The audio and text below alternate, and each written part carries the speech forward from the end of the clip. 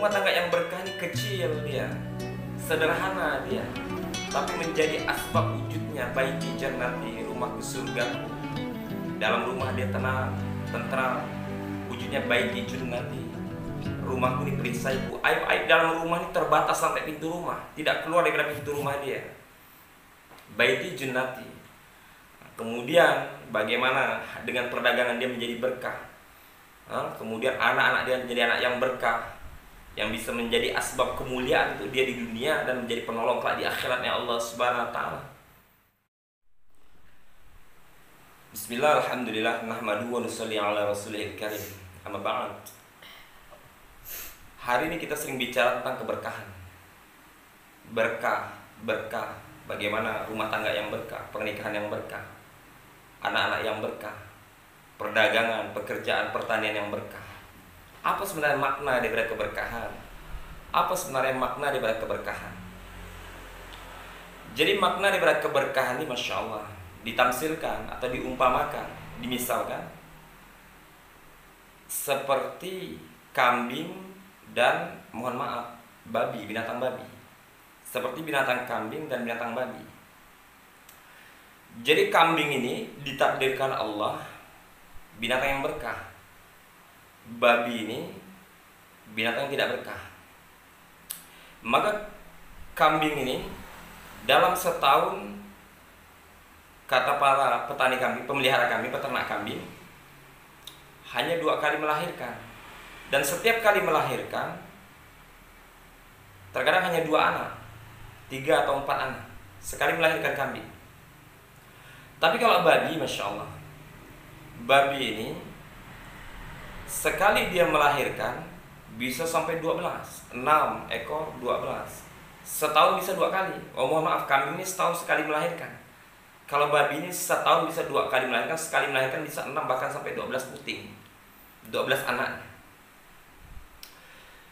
Kemudian kambing ditakdirkan Allah setiap tahun harus dikorbankan. Setiap tahun harus dikorbankan. Entah dia dijual untuk orang yang ingin berkorban di saat Idul Adha. Kemudian bahkan setiap harinya kambing ini bisa dimakan baik oleh umat Islam ataupun umat non-Islam. Dipotong, dibunuh, dimakan. Karena terkenal sate kambing. Dan bahkan daging kambing ini bisa menjadi salah satu jalan keperkasaan daripada laki-laki. Jadi kambing setiap hari dipotong, setiap tahun ditakdirkan, dikorbankan. Bahkan setiap lahirnya anak laki-laki atau wanita, maka kambinglah yang dicari untuk akikah. Sedangkan babi tidak pernah. Babi ini tidak pernah dikorbankan setiap tahunnya. Jarang ada bagian daripada manusia nih yang mau makan daripada babi. Sebagian golongan saja. Kalau umat Islam diharamkan untuk makan daripada daging babi. Tapi hasil akhirnya kita lihat, tidak pernah daripada setiap negara di dunia ini kekurangan daripada kambing. Misalnya saat Idul Adha nanti, saat bulan korban nanti, tidak pernah ceritanya Indonesia kekurangan kambing, Papua kekurangan kambing, Kalimantan kekurangan kambing. Allah tadi kan cukup saja. Cukup saja. Nah ini dikatakan binatang yang berkah. Kambing ini binatang yang berkah di semua negara, Ethiopia ataupun di mana saja pasti cukup. Tetapi lihat populasi daripada babi, banyak dia, berkembang terus, jarang dibunuh, jarang dibinasakan untuk korban dan lain sebagainya. Tetapi selalu saja kekurangan daripada setiap negara. Maka kita dengar terkadang Indonesia mengimpor daripada daging babi dari negara ini dan lain sebagainya. Padahal secara akal seharusnya babi ini akan memenuhi daripada dunia, karena dia lahir terus dan jarang dibunuh. Kemudian kambing ini selalu kurang. Tapi itulah yang namanya berkah. Itulah yang namanya berkah.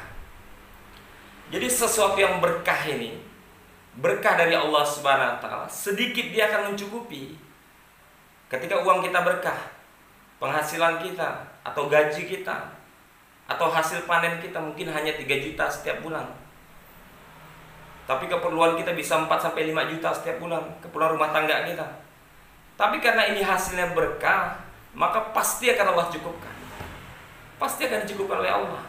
Tapi ketika ini uang atau hasilnya tidak berkah, 10 juta penghasilannya setiap bulan, keperluan dia mungkin hanya sekedar 5 juta atau 6 juta. Tapi karena penghasilan dan uang ini tidak berkah, maka setiap bulannya malah kurang, bahkan berhutang. Kurang bahkan berhutang. Karena apa? Karena tidak berkah tadi. Entah dibelikan handphone mungkin, tiba-tiba anak pegang handphone dicelupkan dalam air, meninggal, mati handphonenya, ya kan? Atau diberikan kendaraan untuk anaknya, dipakai kendaraan oleh anaknya, tabrakan, rusak dan lain sebagainya. Ketika tidak berkah ini, ada saja jalan untuk hilang. Ada saja jalan untuk hilang. Nah, makanya kita sebagai hamba Allah, umat Nabi SAW, mohon kepada Allah agar Allah SWT hadirkan keberkahan dalam kehidupan kita. Bagaimana pernikahan kita menjadi pernikahan yang berkah, rumah tangga yang berkah. Rumah tangga yang berkah ini kecil dia, sederhana dia, tapi menjadi asbab wujudnya baiti jannati, rumahku surgaku. Dalam rumah dia tenang, tentram, wujudnya baiti jannati, rumahku ini perisaiku. Aib-aib dalam rumah ini terbatas sampai pintu rumah, tidak keluar dari pintu rumah dia. Baiti jannati. Kemudian bagaimana dengan perdagangan dia menjadi berkah. Kemudian anak-anak dia menjadi anak yang berkah, yang bisa menjadi asbab kemuliaan untuk dia di dunia dan menjadi penolong kelak di akhiratnya Allah Subhanahu wa taala. Badan dia berkah, dengan kesehatan yang Allah amanahkan, mudah dia untuk taat pada Allah Subhanahu wa taala. Kemudian semua keberkahan Allah berikan untuk kita di dunia. Maka dengan ini kita, dengan memahami dan makna keberkahan tadi, maka kita meminta kepada Allah agar Allah SWT berikan kita hidayah untuk mewujudkan kehidupan yang berkah. Hidup kita berkah di dunia dan di akhirat kita masuk dalam surganya Allah Subhanahu wa taala.